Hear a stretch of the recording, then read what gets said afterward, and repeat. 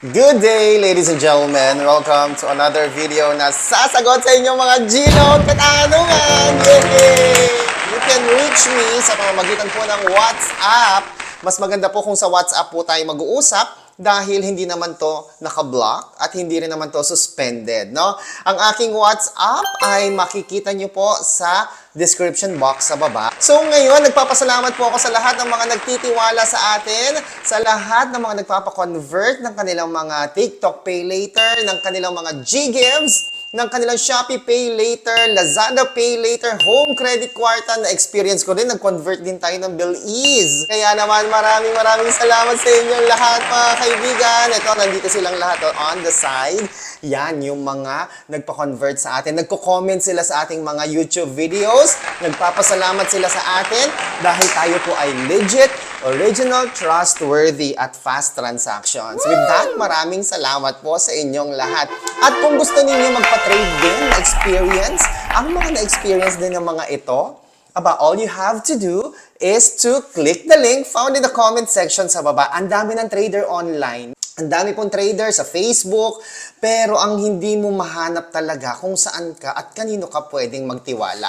Kanino mo ipagkakatiwala ang iyong G-Gives, ang iyong Shopee Pay Later, ang iyong Lazada Pay Later, no? Siyempre, doon na tayo sa legit na trader, di ba? At vlogger.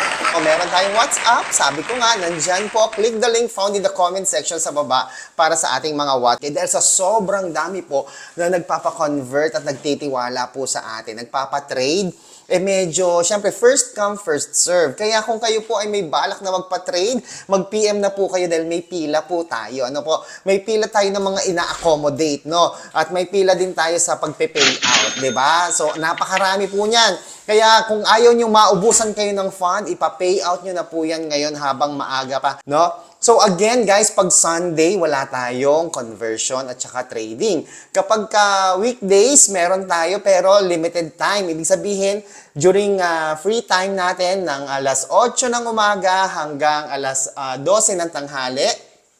Tapos susundan po yan ng 1 o'clock hanggang hapon na po yan. Okay? So yan, pa-convert na po kayo mga kaibigan. Ito sabi niya, ask ko lang po. May G-Gives po kasi ako, tapos nag-advance payment po ako, pero hindi po nag-reflect sa G-Gives ko. Ano pong dapat kong gawin? So ano nga daw po ba ang kanyang dapat gawin? Ang unang tanong, paano po ba kayo nagbayad ng inyong G-Gives? Kasi kung kayo po ay nagbayad ng inyong G-Gives amount due, ito po ay sa pamamagitan ng G-Gives dashboard, yung dashboard po mismo, o kaya sa pamamagitan ng inyong GCash account. Kung nagbayad kayo sa pamamagitan yan, posted po agad yan, mga kaibigan. Siguro matagal na yung 1 business days, ano?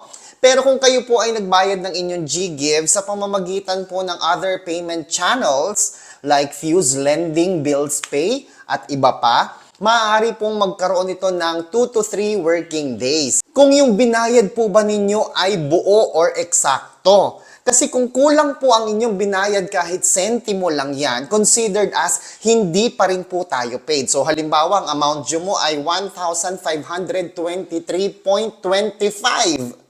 At ang binayaran mo lang ay 1,523. Kinapos ka ng 0.25, considered ka pa rin na hindi bayad. Okay? So kailangan make it a point na yung babayaran po ninyong amount due ay buo.